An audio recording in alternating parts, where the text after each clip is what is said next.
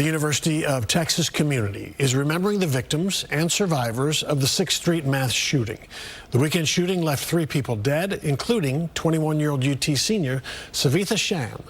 The shooter was shot and killed by police. Tonight, UT hosted a vigil on the main mall, and Fox 4's Peyton Yager is in studio tonight with more. Peyton. Steve, the Longhorn student body lost one of their own. The wounded includes UT students as well. Some released from the hospital, others still in very serious condition tonight.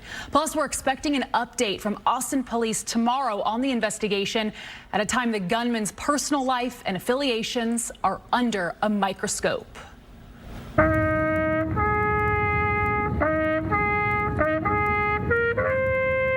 The Eyes of Texas played at the base of the University of Texas Tower Wednesday evening.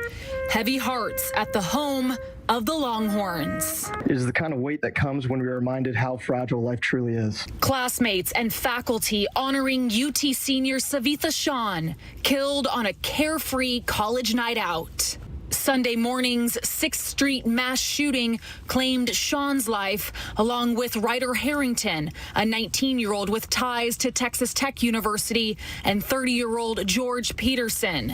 More than a dozen were injured, including multiple UT students. We continue to pray for those who are still healing in the hospital or at home, and for the families gathered here, many of them tonight, who are carrying unimaginable grief during this difficult time. Austin officers shot and killed the gunman, 53-year-old Ndiaga Gianni, a Senegalese native who became a U.S. citizen in 2013. Gianni not on the radar of police nor the FBI prior to Sunday's attack, which is being investigated as possible act of terrorism.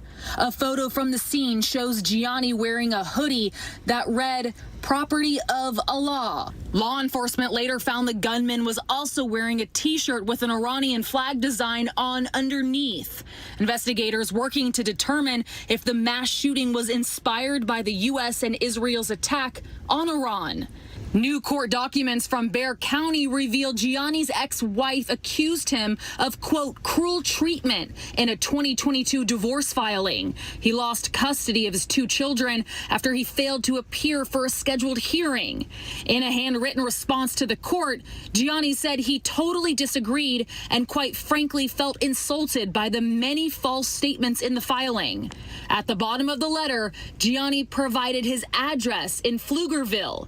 Federal agents searched that same address Sunday afternoon and brought out what appeared to be boxes of evidence. Another address associated with Gianni in Del Valley, southeast of Austin, raided by the FBI.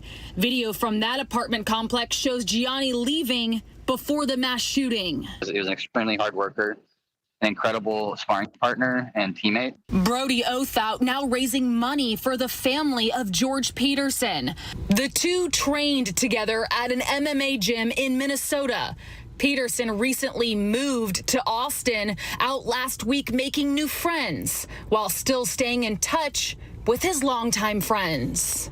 He sent me a video on his way to the bar, actually. He was riding in a self-driving vehicle.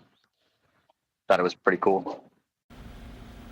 Today, the Travis County District Attorney said his office will not be seeking charges against the officers who shot the gunman.